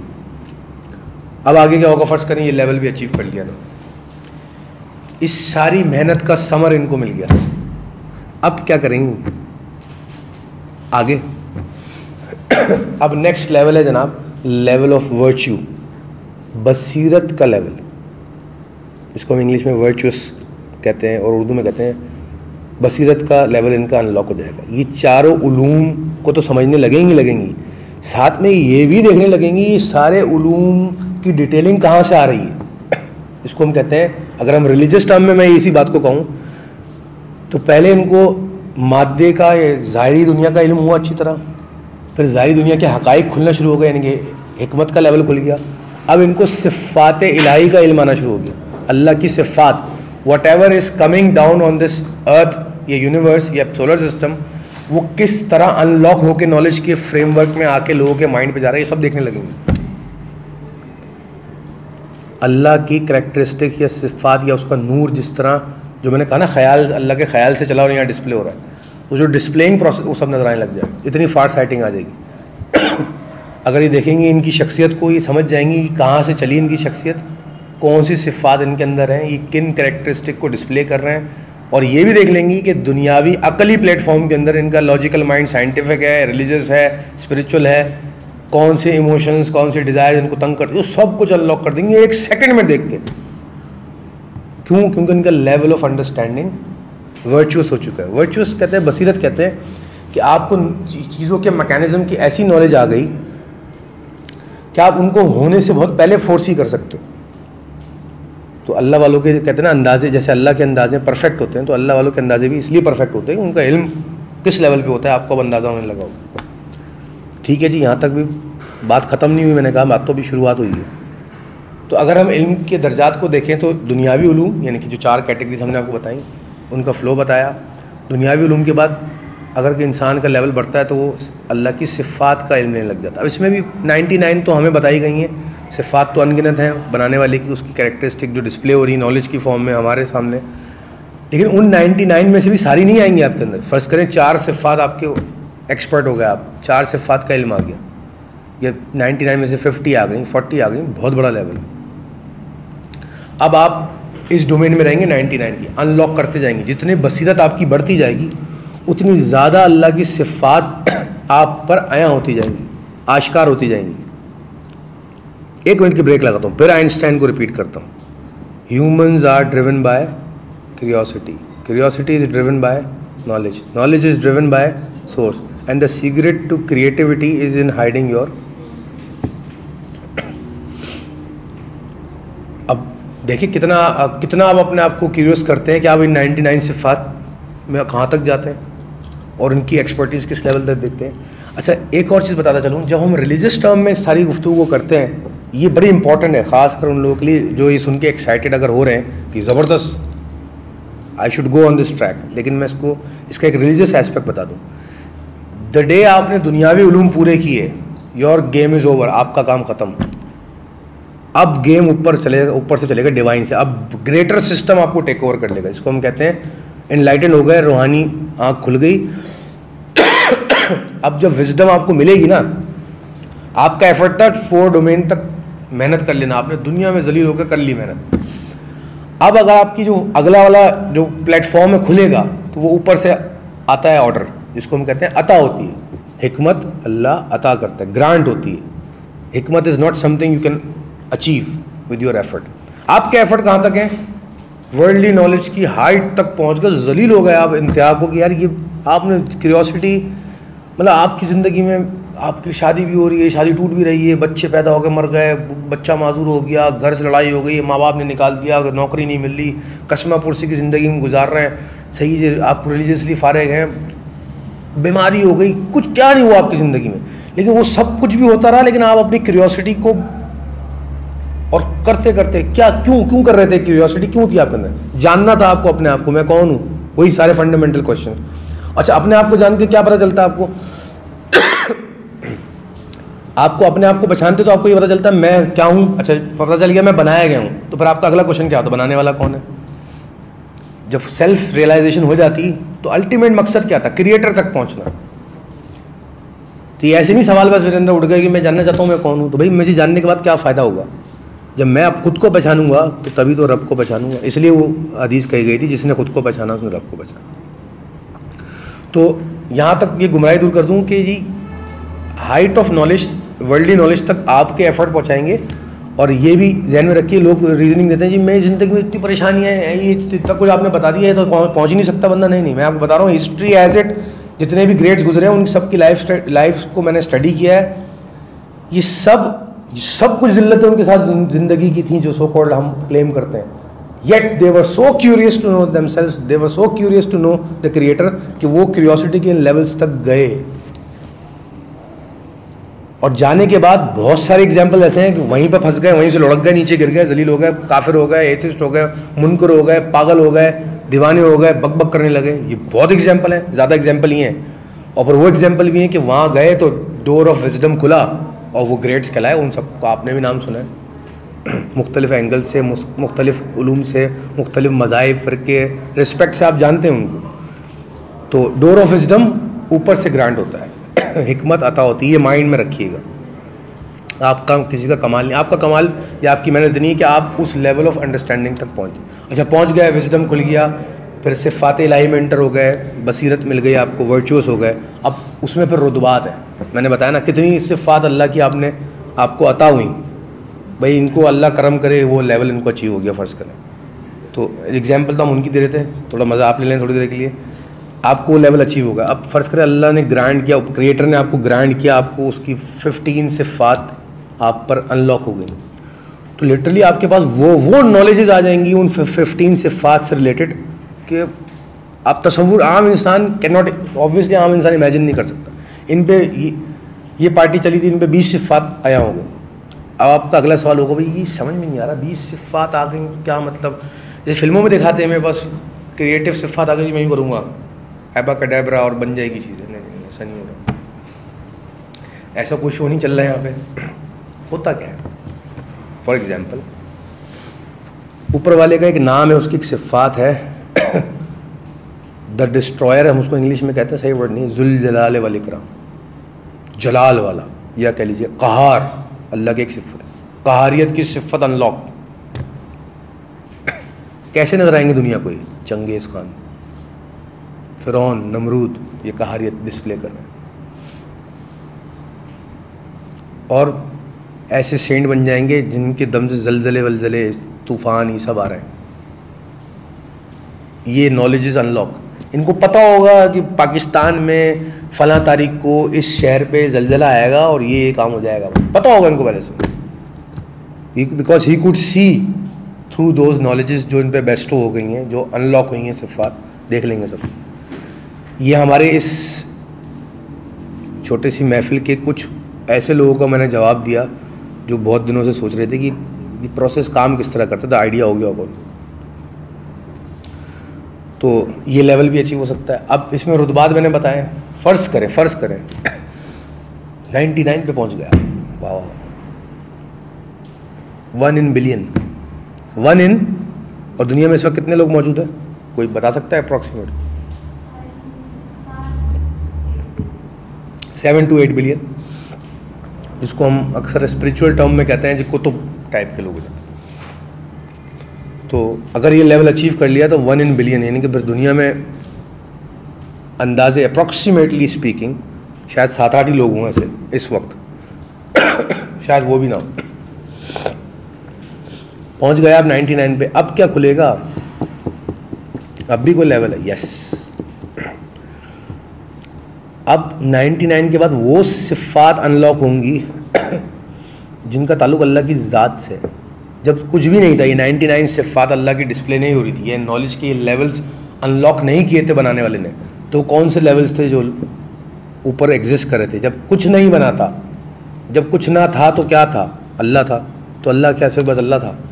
अल्लाह तो वो कॉम्प्रिहेंसिव, उसका एक नाम हमें बताया गया है कि हम उसको अल्लाह के नाम से याद कर लें। उसकी 7 कैरेक्टरिस्टिक्स तब भी डिस्प्ले हो रही थी, 7 सिफ़ात। उनमें 2-3 के नाम बताया था समझाने के लिए आपको। जैसे जब वो कुछ भी नहीं था तो अल्लाह का इल्म अपनी जगह इंटैक्ट था, अलीम था, वो कामिल परफेक्ट था जब भी था, वो क्रिएटिव था, मुकव्विन था, उन कहता था क्रिएटिव उसने, कि जब उसने कुछ नहीं बनाया था तब भी उसके पास ये कैरेक्टरिस्टिक तो थी ना, उसने कि वो कुन कहे बन जाए, उसने कहा और बन गया, यानी कि उसकी वो कैरेक्टरिस्टिक इंटैक्ट थी। तो ऐसी 7 सिफ़ातें थी जो अल्लाह की ज़ात से मुंसलिक हैं, वो एग्जिस्ट करती नहीं है। तो अब जब इंसान वो 99 का लेवल क्रॉस करेगा तो उसको वो 7 सिफ़ातें अनलॉक होने शुरू हो जाएंगी। 1 in the world, दुनिया में एक इंसान होता है ऐसा, only 1 human being who knows, who has the reach, उसके पास ये दस्तरस होती है कि उस लेवल की नॉलेज को अनलॉक करता है। और ये सब उसकी मेहनत होती है, ग्रांटेड, बेस्टोड, अता होती है अल्लाह की तरफ से, चोजन वन। इसको थोड़ा स्लो करो, स्टॉप करो, थोड़ा स्लो और करो। इससे भी ऊपर कोई पार्टी होती है, इससे भी कोई नॉलेज के लेवल का ऊपर का बंदा होता है। यस, वो एक ही था, एक ही गुजरा है, एक ही है, प्रॉफिट मोहम्मद सल्लल्लाहु अलैहि वसल्लम। वो ग्रेट हैं, ये उनकी मेहनत, इसकी मैंने आपको अच्छा माइंडेड, मैं भी कोई रिलीजियस अपनी फीलिंग नहीं बता रहा हूँ आपको, ना मैं कोई गुड और बैड बता रहा हूँ, ना मैं कोई रिलीजन की तारीफ़ कर रहा हूँ किसी को, मैं अभी तक मैंने कुछ नहीं, मैं आपको सिर्फ लेवल्स बता रहा हूँ। अगर इस नॉलेज के लेवल से चलें तो अगर किसी शख्स को यूनिवर्सल लेवल की ग्रेटेस्ट रियलिटीज़ अनलॉक हुई हैं तो वो एक शख्स गुजरा है। और जो नीचे के हमने बताया लेवल्स, वो सब उन्हीं से लिंक्ड हैं। जो भी जाएगा उसके थ्रू होता हुआ जाएगा, वहाँ ही पहुँचेगा, रियलाइजेशन के उन लेवल्स तक ही पहुँचेगा।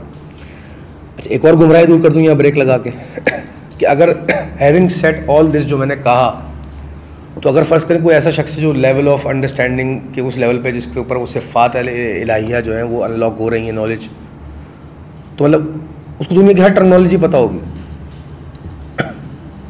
उसको पता होगा दीवार के पीछे क्या हो रहा है, पता कर सकता है, ज़रूरी नहीं पता हो उसको, वो नहीं एक्सरसाइज कर रहा अपनी इस पावर को या कह लीजिए लेवल ऑफ अंडरस्टैंडिंग को,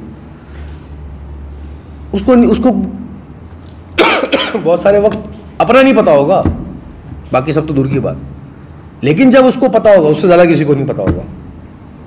इस फिनोमेना को समझिए, ये वो गुमराही है जो हम समझते हैं कि अल्लाह वालों को सब पता होता है, वो सब पता हो सकता है।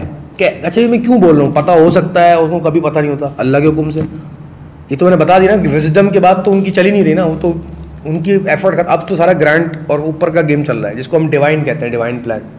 अब अल्लाह के हुक्म से हो रहा है सब, तो अगर उनको पता चल रहा है तो अल्लाह, तो ये भी गुमराही कि सरकार को सब पता था और सरकार को कुछ नहीं पता था, दोनों गुमराही। उनको जब जब जो जो पता होना था और जो पता होना वो सब पता था उनको, और जब जब उनको नहीं पता होना था वो तब तक उनको नहीं पता था। But he is the only person who was capable जिसके ऊपर सारे इतनी ग्रेटेस्ट रियलिटीज़ अनलॉक की गई। ये मैंने नॉलेज की अंडरस्टैंडिंग आपको दी, एक प्लेटफॉर्म बताया, लेवल्स। इसमें अब आप अगर कंफ्यूज होना चाहें तो आप फ़िरके वारियत डालीजिए, तो अच्छा वो ग्रेट पर्सनैलिटी यहाँ पे तो नहीं आ रही। सब इसके अंदर शामिल है, इस प्रोसेस में सब अपने अपने मुकाम पर मौजूद हैं विद ड्यू रिस्पेक्ट। इसमें फ़िरौन भी अपने मुकाम पर मौजूद है, उसका भी कोई ना कोई लेवल ऑफ नॉलेज था ना, तभी तो वो इतने बड़े बड़े दावे कर रहा था। सॉरी। तो इन डिस्टॉर्शंस में ना पड़िएगा, मैंने आपको लेवल्स बताया और सब मैंने बता दिया कि सब हस्तियां इसमें अपने अपने जायज़ और रिस्पेक्टेड मुकाम पर मौजूद है। अब ये फड्डा डालूँ मैं फिर वो कि जी फलां हस्ती ऊपर थी या नीचे थी, ये इसमें फड्डा है ही नहीं। सब अपने अपने रिस्पेक्टेड मुकाम पे मौजूद, जो भी उनका मुकाम है। क्या मुकाम है उनका, जाइए उस लेवल तक देख लीजिए, वरना सब क्या असर आए हैं। अब आप अपने ऊपर रख के देख लीजिए आप कहाँ खड़े हुए हैं इस पूरे प्लेटफॉर्म पे। तो अगर आप फर्स्ट लेवल ऑफ अंडरस्टैंडिंग दुनियावी उलूम के अंदर खड़े हुए हैं, तो how can you tell something कि वो कौन कहाँ ऊपर खड़ा हुआ है। ये तो वही जानता है जो ऊपर है कहीं, जो किसी मुकाम पर है। कहते हैं ये सारे हकायक तो वही जाने जिस पे अल्लाह का करम है, जिस पे कुछ बेस्टो हुआ है, कुछ अता हुई ग्रांट हुआ है। तो अगर नहीं है तो फिर सिर्फ ये क्या कहते हैं वो अंदाजे ही हैं, और फिर फड्डे ही हैं। अंदाज़ों में फड्डे ही तो हुए हैं, सारे फड्डे क्या चल रहे हैं दुनिया में। इसको बड़ा मानो, उसको बड़ा मानो, इसको फॉलो करते उसको, ये सारे फड्डे। तो ये तो गुमराही मैंने टोटली डिनाई कर दी या रिजेक्ट कर दी कि फलां हस्ती बड़ी छोटी नहीं है, इसकी इस सारे प्रोसेस के अंदर ये फड्डा ही नहीं है। और ये फड्डा सॉल्व भी हो जाता है कि हर हस्ती, हर रिस्पेक्टेड पर्सन अपने अपने लेवल ऑफ अंडरस्टैंडिंग पे खड़ा हुआ है इस प्लेटफॉर्म पे। और इसमें ये फड्डा है नहीं ऊपर नीचे का, जो उनकी एक लेवल के बाद तो ग्रांट है, जिसको अल्लाह ने किया उसकी मर्जी, उसका निज़ाम है, वो जाने। या तो निज़ाम समझ लीजिए या निज़ाम का हिस्सा बन जाइए, दोनों सूरत हिस्सा बन जाएंगे, समझ में आ जाएगा। समझ लेंगे तो शायद हिस्सा भी बन जाए, शायद अगर उसकी इजाज़त हुई तो। अगर दोनों में चीज़ों में पास हो गए तो खुद ही समझ में आ जाएगा गेम क्या चल रहा है या कौन कहाँ खड़ा हुआ है। तो अगर आपको ये ज़रा सी भी सेंस हो और आपसे कोई सवाल करे, या मुझसे अगर आप सवाल कर लेंगे बाद में कि सर फ़लाँ साहब इस प्लेटफॉर्म पे कहाँ खड़े हैं, मैं कोई जवाब नहीं दे सकता, मैं स्ट्रिक्टली डिनाई कर दूँगा, मुझे नहीं पता। जो उसका मुकाम होगा वहाँ खड़ा होगा। मैं इंटरेस्टेड ही नहीं हूँ जानने के लिए कौन किस मुकाम पे खड़ा हूँ। मैं तो इंटरेस्टेड हूँ मैं किस मुकाम पे खड़ा हूँ, कहाँ फंसा हूँ, आगे बढ़ो बॉस। अक्लमंद इंसान तो वो है ना जो अपनी क्यूरियोसिटी को एक्सप्लॉइट करे और क्यूरियोसिटी को इंक्रीज करे। और इस अब समझ में आ गया ना ये लेवल्स ऑफ अंडरस्टैंडिंग ये है नॉलेज के। अगर हम दुनिया और कायनात या हकाइक को, हकीकतों को इल्मी दर्जात पे समझना चाहें तो ये है नॉलेज का प्लेटफॉर्म।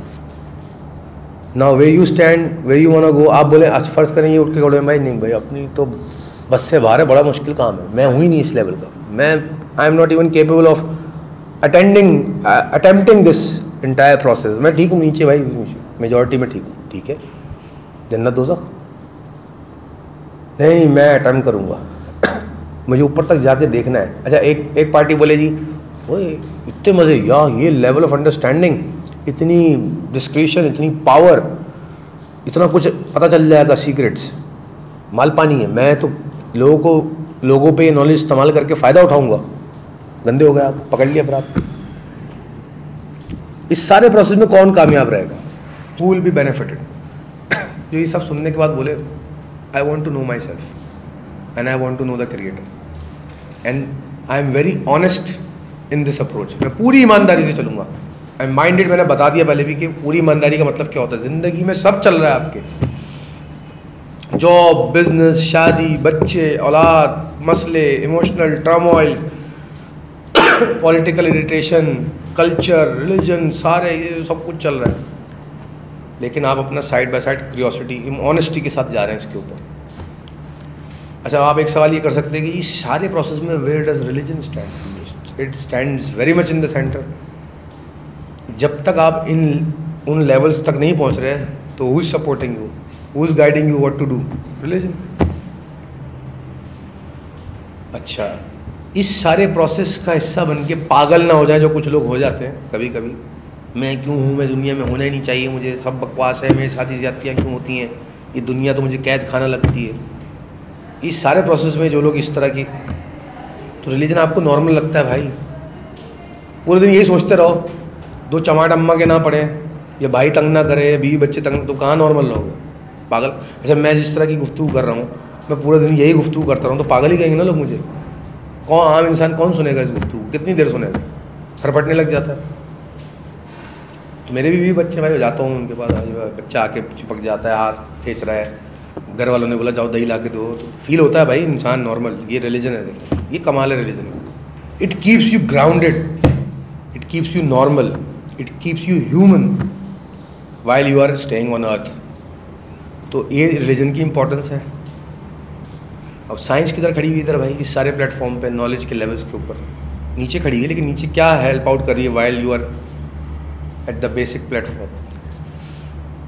घर जा रहे हैं नॉर्मल है, एसी चला के लेट गए, गर्मी बहुत है एसी चला लिया और सुकून से सोच रहे हैं इस सारी बातों के बारे में आज शाम में जाके। तो उठ के एक सलाम साइंस को भी कर दीजिएगा, thank you so much for creating the AC, inventing AC. एक सलाम साइंस को भी कर दिएगा, व्हाट्सएप पे आपको पता चल गया कि कब लेक्चर है कब आना है, आके ख़त नहीं दे के गया बंदा। Science is helping you at this point of time, इस एरिया में हेल्प आउट कर रही है। चले जी, रिलीजन साइंस से आपकी दोस्ती हो गई दोनों से, आप सुकून में हैं जी, वेरी गुड, समझ में आ गया। तो फिलॉसफी कहाँ हेल्प कर रही है? जहाँ जहाँ अब आपकी रिलीजन और साइंस में लड़ाई नहीं होती, वो लिंक क्या है? वो यही तो फिलॉसफी है जो आपको समझ में आना शुरू हो गई। एक सलाम फिलॉसफी को भी कर दीजिए। तो एक अजीम किस्म के फारिग साहब थे, उन्होंने एक जुमला कहा, वो मैं रिपीट कर देता हूँ, एक छोटा सा कोट। उन्होंने कहा, there is a room where a meeting is held.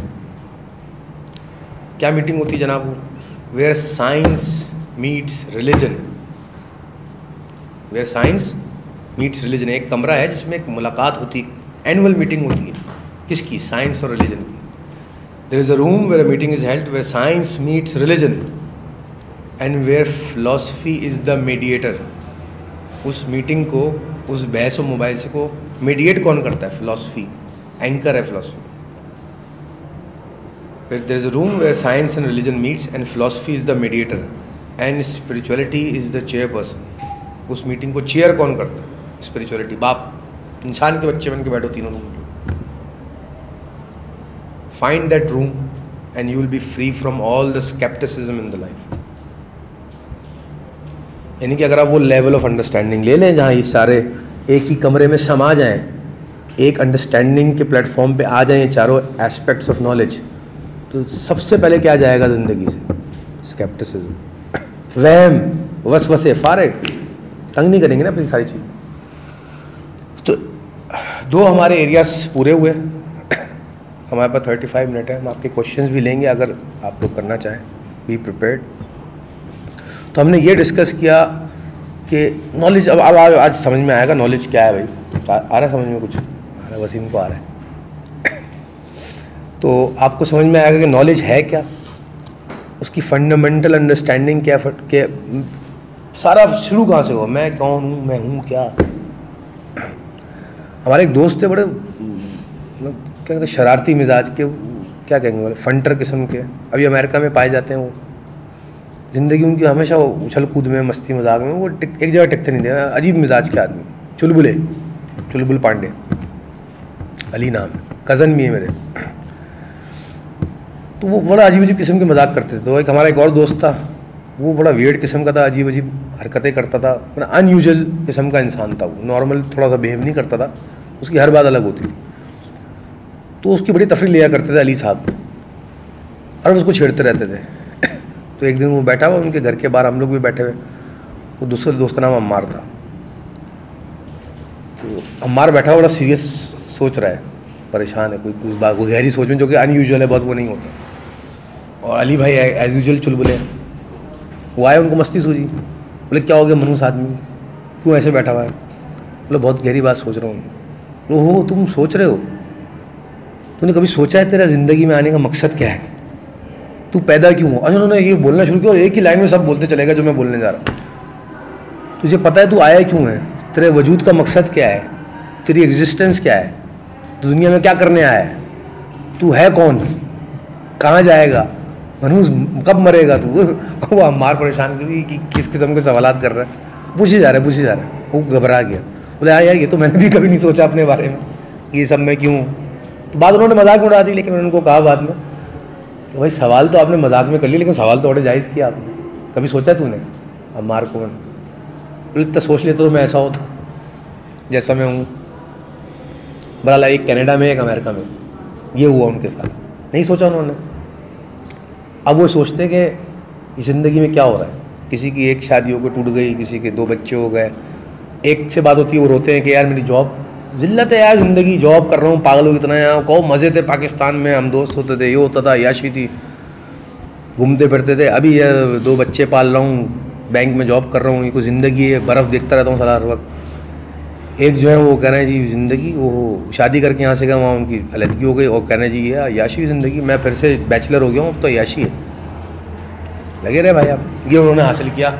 ये सवाल उनके सामने जब पेश किए गए तो हमने एक तो ये डिस्कस कर लिया, नॉलेज आ कहाँ से रही है, बिहेव किस तरह कर रही है, इंसानी जहन जब उसको पुल कर रहा है तो किस तरह बिहेव कर रही है, irrespective of human mind, logical mind, ये कहाँ है, एग्जिस्ट कहाँ कर रही है, ये भी हमने आपको आइडिया दिया।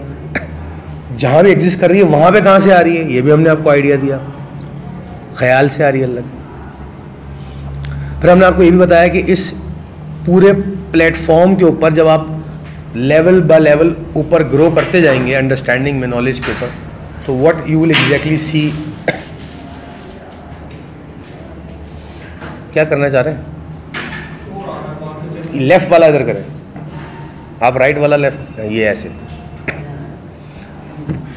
यहाँ तक समझ में आया? अब थोड़ी सी और इसमें कैच पॉइंट बता दें। जब आप इस नॉलेज, इन नॉलेजेस के ऊपर आप अंडरस्टैंडिंग में ग्रो करते जाएंगे तो और क्या मसाइल आपको फेस कर सकते हैं। इस सारे बातों के अंदर मेरी तकदीर किधर है ना? जो कुछ भी बोला है वो सब जहन में रखिए, क्या तकदीर है इसकी। ये एक दरख्त लगा, उसकी क्या तकदीर, इस सारी गुफ्तगू की रोशनी में क्या तकदीर होगी। उसके ख्याल में जैसा दरख्त था जब ये यहाँ दुनिया में नहीं आया था, जैसा अल्लाह ने अपने ख़याल में उस दरख्त को बनाया था, तख्लीक किया था, वैसा ही दुनिया में डिस्प्ले किया है। कि ऐसा तो नहीं होगा ना कि अल्लाह ने दरख्त सोचा था ऐसा और दुनिया में लाकर क्रिएट कर दिया ऐसा। ये उसके साथ प्रॉब्लम नहीं है अल्लाह के साथ, क्योंकि वो क्रिएटर जो है वो परफेक्ट है हमारी अंडरस्टैंडिंग के मुताबिक। उसने जैसी चीज़ इमेजिन की है, जैसी डिज़ाइन की है, वो परफेक्टली वैसी इम्प्लीमेंट करेगा या मैनिफेस्ट करेगा या क्रिएट करेगा। अंडरस्टूड है यहाँ तक बात? अब मैं इसको रिवर्स कैलकुलेट करता हूँ। अगर ये चीज़ ऐसी है तो उसके ख्याल में कैसी रही होगी, इसको रिवर्स कर लें, आप इन्वर्स कर लीजिए, तो आपको क्या पता चल सकता है कि उसके ख्याल में आप कैसे थे। अगर ये ऐसे हैं तो वहाँ कैसे सोचे गए थे। लॉ क्या है, जैसा उसने ख्याल किया था वैसा एग्जैक्टली बनाया है, बिल्कुल सही। अब इसको इन्वर्स करें, अगर ये ऐसे हैं तो वहाँ कैसे सोचे गए होंगे। तो अगर आपने ये कैच कर लिया, ये आप रिवर्स कैलकुलेट कर सकते हैं, आप परफेक्टली तकदीर पकड़ सकते हैं किसी भी चीज़ की। लेकिन बीच में इतना सारा कुछ है वो जो मैंने बताया प्रोसेस। तो ये आपको क्या लगता है, कोई एक शख्स जो साइंस, फिलॉसफी, रिलीजन और स्पिरिचुअलिटी की अंडरस्टैंडिंग के लेवल से गुजर रहा है, वो ये सब कैच कर लेगा जो मैंने बताया? कर सकता है। विजडम खुल गई किसी की, कर लेगा कैच। चले मैं भी बता दूँ कौन से लेवल पे करें। 1 in बिलियन वाले लेवल, उससे नीचे बिट्स एंड पीसेस में आइडियाज कुछ कुछ पता चलता रहेगा। लेकिन हम जब प्रॉपर फेट की बात कर रहे हैं, वो लेवल है 1 in बिलियन, यानी कुतुब लेवल या सेंट या कामिल इंसान जब आप बन गए, जिसको हम कह लें, या आप गॉड्स करेक्टरिस्टिक की वो 7 बेसिक करेक्टरिस्टिक्स में जाके अटैच हो गया, उस लेवल तक आपकी शऊर का इर्तिका हो गया। एक और एंगल से बताता हूँ, फेट को भी या दुनिया के निज़ाम को भी। फ़र्ज़ करें ये मुइज़ हैं, ये 1 in 7 पीपल हैं जो 1 in बिलियन होते हैं, कुतुब या कह लीजिए कामिल इंसान, सेंट है। हमने सुना है बचपन से कि अल्लाह वाले निज़ाम चलाते हैं, अल्लाह वाले सारे मामला कैसे चला रहे हैं। अब तो टेक्निकली नॉलेज पर्सपेक्टिव से समझ में आ गया ना, जिस इंसान के पास इतना इल्म का दर्जात होंगे, इतना उस पर कुछ रियलिटीज़ अनलॉक हो गई होंगी, तो वो तो सारे सिस्टम को नेकेड देख रहा होगा कि क्या चल रहा है दुनिया में इस वक्त। और वो ही ह्यूमन कलेक्टिव कॉन्शियसनेस को डाइवर्ट कर सकता है, क्योंकि उसी के पास तो सेंस ऑफ अंडरस्टैंडिंग है। मुझे पता ही नहीं कि भाई इस टेबल को पकड़ते कहाँ से, मैं धक्का कैसे दे सकता हूँ। लेकिन अगर ये बात सिर्फ मुइज़ को पता है तो पूरे चांसेस से धक्का भी सिर्फ यही दे सकते हैं, इसको शिफ्ट भी यही कर सकते हैं। That's what I am trying to say, कि अगर इस 1 in 7 ऑफ दोज पीपल हैं तो इनकी अंडरस्टैंडिंग का लेवल वो है, तो ह्यूमन अच्छा माइंडेड, हमने क्या बात की थी कि ह्यूमन कॉन्शियसनेस पे नॉलेज कहाँ से आ रही है? क्यूरियोसिटी वो स्ट्रिंग है जो खींच रही है, किन क्वेश्चंस को रख के खींच रही है? मैग्नेट क्या है उसका? रियलिटी ऑफ एग्जिस्टेंस, मैं खुद क्या हूँ, बनाने वाला क्या है? ये फंडामेंटल मैग्नेट है जो क्यूरियोसिटी की पुल से खींच रहा है अपनी तरफ, किसको? नॉलेज को। ठीक है जी। तो इस सारे प्रोसेस में एक ऐसा मैग्नेट है, या ऐसा एक ट्रांसमीटर मौजूद है जो इस सारे प्लेटफॉर्म के बहुत हायर लेवल से नॉलेज पुल कर रहा है। तो ये जो इतने हायर लेवल पे पुल कर सकता है नॉलेज, वही नीचे वालों को डायरेक्शन भी दे सकता है। इन अदर वर्ड, जो अल्लाह वाले होते हैं, जो ज़माने के अपने वली होते हैं या जो पहुँचे हुए लोग होते हैं, नाम कुछ भी नहीं, टर्मिनोलॉजी में हम नहीं जा रहे, उनका शऊर इतना बुलंद होता है कि वो अपने शऊर से इंसानियत के शऊर को खींच रहे होते हैं। सबसे फोर रनर होते हैं, झंडा लेके आगे वो अलम लेके चल रहे होते हैं वो इंसानियत के शऊर का। तो बाकी इंसानियत का शऊर उन्हीं को फॉलो कर रहा होता है। इसको कहते हैं कुतुब आगे आगे चलता है ज़माने के, वक्त ज़माना उसके ज़रिए चलता है। और अब्दाल कौन होते हैं? जो पीछे से धक्का दे रहे होते हैं इंसानी शऊर को कुतुब के साथ, उनके असिस्टेंट्स होते हैं। तो टर्मिनोलॉजी हमने उनको इस्लामिक किया, उर्दू टर्मिनोलॉजी में उनको कुतुब अब्दाल का, और इंग्लिश टर्मिनोलॉजी में हमने उनको सेंट्स ऑफ द टाइम का, टाइम मैनिपुलेटर्स का, आउट ऑफ टाइम पीपल का, परफेक्ट ह्यूमन बींग्स का, कॉन्शियसनेस एक्सपर्ट कह लीजिए, सेंट्स का, कुछ भी जो इंसानी शऊर को धकेल रहे होते हैं। अगर फ़र्ज़ करें दुनिया में 7 बिलियन लोग हैं और वो इस लेवल ऑफ अंडरस्टैंडिंग के ऊपर है, तो 6-7 ऊपर खड़े हुए, वो देख रहे हैं नीचे क्या हो रहा है, वो लीड कर रहे हैं। तो जो अगर हैं और लीड कर रहे हैं, तो वो इंसानों के कॉन्शियसनेस को स्टडी भी कर लेते हैं और उनकी फेट भी रीड कर सकते हैं। मैं यहाँ पे बात को रोकूंगा, फिर to recap and emphasize everything, मैं फिर अब वापस लेट मी रीकोट आइंस्टाइन। हाँ जी,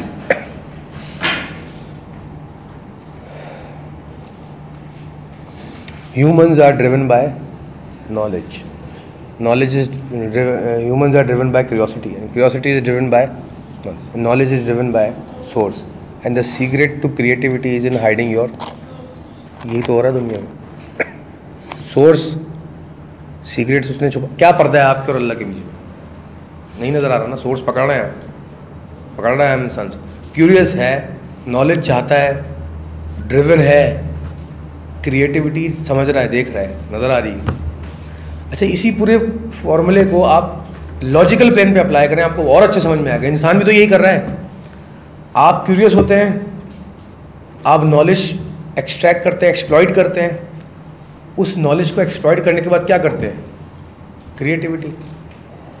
सारी मटेरियल साइंस यही तो कर रही है। मैंने जी क्रिएटिविटी आई, मैंने मोबाइल बना लिया, पेटेंट कर लिया, क्या किया मैंने? अपनी सोर्सेज को छुपा लिया। नहीं बताऊंगा किसी को भी कैसे बनता है,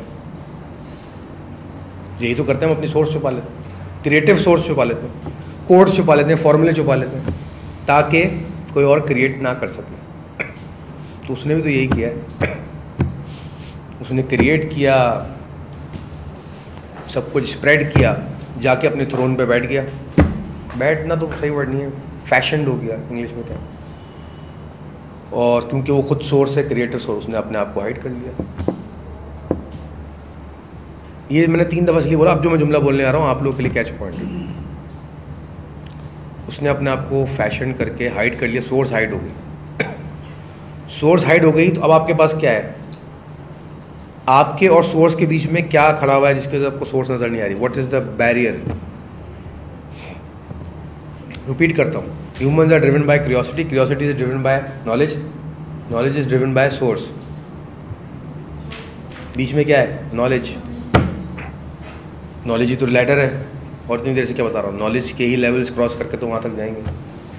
जिसने खुद को पहचाना उसने, खूबसूरत तरीन बात क्या है आज के लेक्चर की, आप देखिए आइंस्टाइन भी वही बात कह रहा है अलग टर्मिनोलॉजी में, जो आपको 1400 साल पहले सरकार ने हदीस की शक्ल में कह दी, या ग्रेड्स भी उसको दूसरे एस्पेक्ट से एक्सप्लॉइट। ये सारे ग्रेड्स अपने अपने लेवल ऑफ अंडरस्टैंडिंग पे इशारे वहीं कर रहे हैं। लेकिन क्योंकि आपने आज से पहले ऐसे सुना नहीं था इसलिए हटती थी आपकी ये साइंस ग्रेट है, आइंस्टाइन ग्रेट बातें करता था, ये क्या रिलीजियस बातें करते रहते हैं।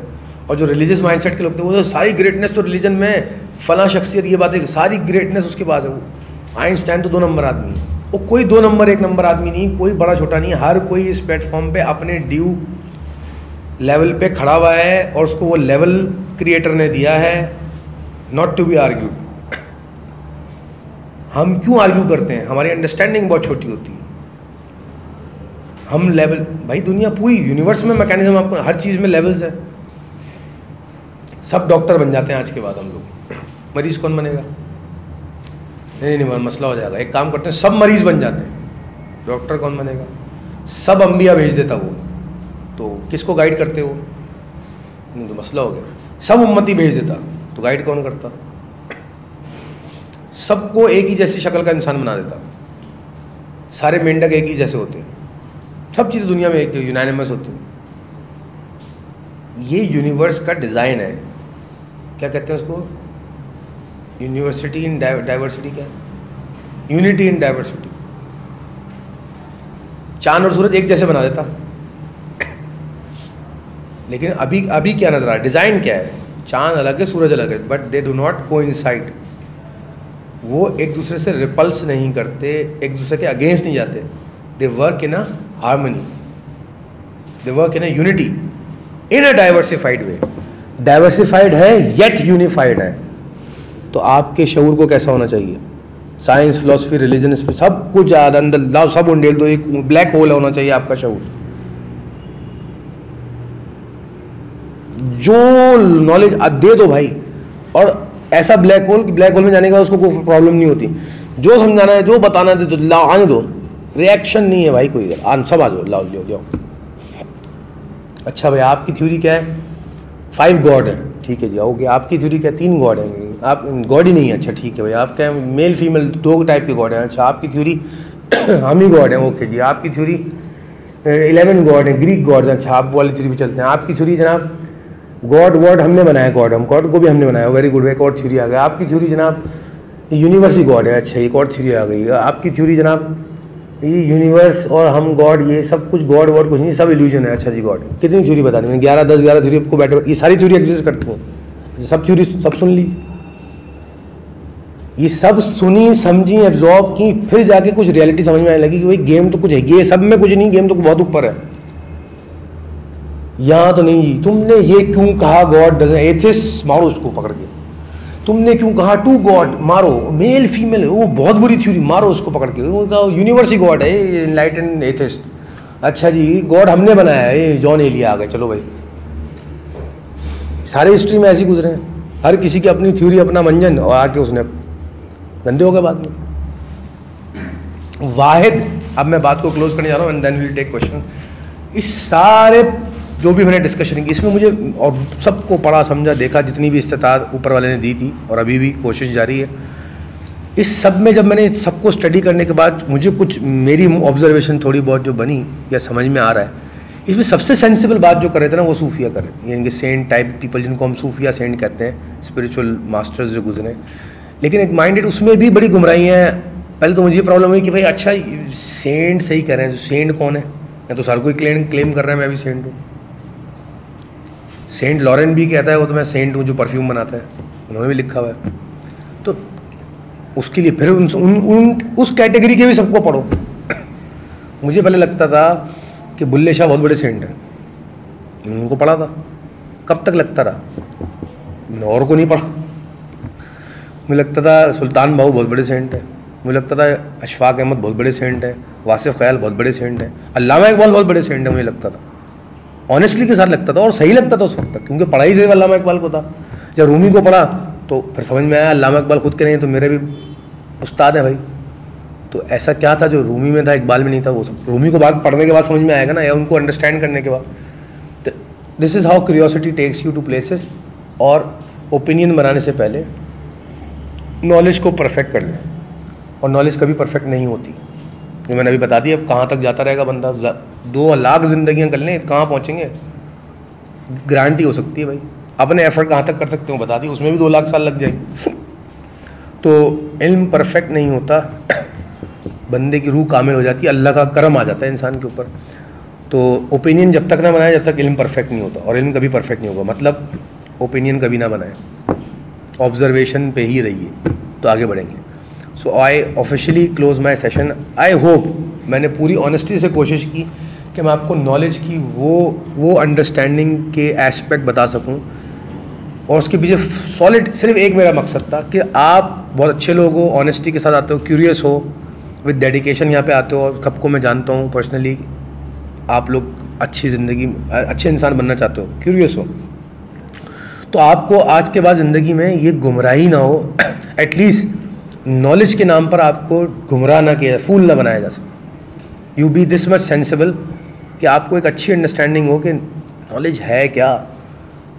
ये लेक्चर सुनने के बाद टॉम डिक एंड हैरी आपको आके कोई भी अपना एक माइंड सेट या एक ओपिनियन या एक स्कूल ऑफ थॉट नहीं बेच सकता कि now you would know way to put it very much.